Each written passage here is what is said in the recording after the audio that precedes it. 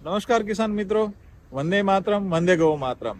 आज हम टमाटर के विशेष किसान से मिलेंगे जो एक ज्योत जगाई है निवृत्ति पाटिल जी ने, जो हॉर्टिकल्चर साइंटिस्ट होते हुए वाशिम केवीके सेंटर के साथ जुड़ के उनके सानिध्य में किसानों का बहुत बड़ा सेवा कर रहे हैं।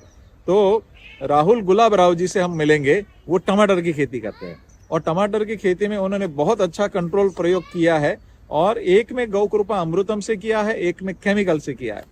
तो जहां केमिकल से हुआ है उनको 200 कैरेट उस प्लॉट में से टमाटर निकले हैं और जो गौ कृपा अमृतम की है उनको 250 से 300 के बीच में रहे हैं।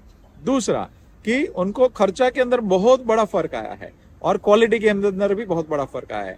तो आइए आज सुनेंगे हम राहुल जी को ही। और मैं विशेष धन्यवाद कहूंगा निवृत्ति पाटिल जी का कि जिन्होंने सरकारी पद पे रहते हुए बड़ा सुंदर कार्य किया है और 1000 से ज्यादा भी किसानों को उन्होंने मतलब प्रैक्टिकल नजर के सामने कार्य करते हुए उन्होंने देखा हुआ है और करवाया है। और मैं विशेष धन्यवाद कहूंगा उनके आजू बाजू किसानों को कि उनको इतनी बड़ी मूवमेंट में सहयोग दिया और गाय आधारित खेती के अंदर एक बड़ी नई मोमेंटम चला रहे। और ये आप देख सकते हैं मेरे पीछे, ये सहजना है मोरिंगा ड्रम स्टिक। में हमेशा कहता हूँ कि सहजना की खेती आपकी खेत के किनारे होनी चाहिए। ये फ्लावरिंग कितना बैठा हुआ है आप देख सकते हैं। तो इसके पत्ते, डालियां समझ लीजिए, एक उंगल जितनी बड़ी डालियां अगर आपने काट के गौ माता को हर रोज खिलाई और 5 किलो अगर खिलाए तो कॉन्सेंट्रेट फीड कम करेंगे तो भी उसका स्वास्थ्य अच्छा होगा। इन सहजन से ये खिलाने से गौ माताओं की इनफर्टिलिटी के प्रश्न समाधान हो जाते हैं। मस्टिटाइज का लगभग इश्यू कम रहेगा। न्यूट्रिशन, मैक्रो माइक्रो न्यूट्रिशन सब इससे आपूर्ति हो जाती है। तो खर्चा कम लगेगा, स्वास्थ्य बदल जाएगा, दूध की गुणवत्ता बदल जाएगी, गोबर की गुणवत्ता बदल जाएगी, गौमूत्र की गुणवत्ता बदल जाएगी। तो ये बहुत ही औषधीय वृक्ष है। ये हर किसान के खेत के आजू बाजू होना चाहिए और इसके पत्ते, इसके फल, इसके फल मतलब इसकी जो भी ये आती है ड्रम स्टिक वगैरह, तो वो हमारे किचन में भी उसका उपयोग होना चाहिए और गौशाला में भी होना चाहिए। बहुत सुंदर परिणाम है इसका, जरूर उपयोग करिएगा। नमस्कार, मी राहुल गुलाबराव भगत, राहणार कुंडुली, तालुका मानोरा, जिल्हा वाशिम।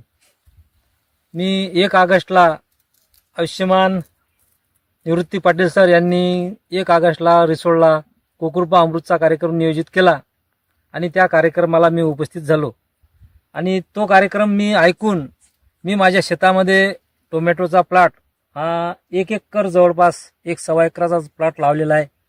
त्या 1.25 एकर प्लॉटमध्ये एकूण 33 तास आहेत आणि 33 तासामध्ये मी 16 तासावर पूर्णपणे गोकृपा अमृतचा प्रयोग केला आणि 17 तासावर रासायनिक आणि केमिकलचा प्रयोग केला। तर ज्या 16 तासामध्ये मी गोकृपाचा हे प्रयोग केला ते 100% सक्सेस झाला आणि त्याच्यामध्ये फळाची साईज हे पण वाढलेली आहे आणि जो रासायनिक मध्ये जे प्रयोग केला त्याच्यामध्ये खर्च पण वाढला आणि फळाची साईज पण मला जे पाहिजे ती मिळाली नाही।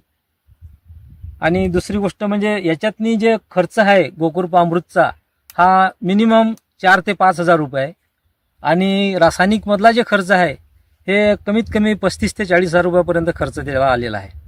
आणि दोन्ही याचं उत्पन्न जर म्हटलं तर या 16 तासाला कमीत कमी 250 ते 300 कॅरेट माल आतापर्यंत निघालेला आहे आणि रासायनिक मधले जे 17 तास आहेत या 17 तासाला कमीत कमी 200 पर्यंत कॅरेट माल निघालेला आहे। हा माझा स्वतःचा एक अनुभव आहे आणि हा मी निवृत्ती पाटील सरांना म्हणजे त्यांना असं मी बोललो की म्हणलं बा हे जर प्लॉट लावतो मी तर हे 16 तास जे आहे हे बुडाले म्हणून मी पूर्ण निर्णय घेतलेला आहे। तर ही मी या गोकृपा अमृतवर 100% सक्सेस झालेला आहो आणि आता याच्यानंतर जे काही मी प्लॉट करीन हे 100% गोकृपा अमृतवर मी करणार आहोत। तर हे मी गोकृपा अमृतवर जे निर्णय घेतला शेती करण्याचा यांचं सगळं श्रेय गोपालभाई सुतारिया यांना मी पूर्ण श्रेय त्यांना देतो। हे गोकृपा अमृतचं फळ आहे, याची साईज बघा आणि हे केमिकल मधली साईज आहे, याची साईज बघा, एक रासायनिक आणि केमिकल मधलं वापरलेलं आहे।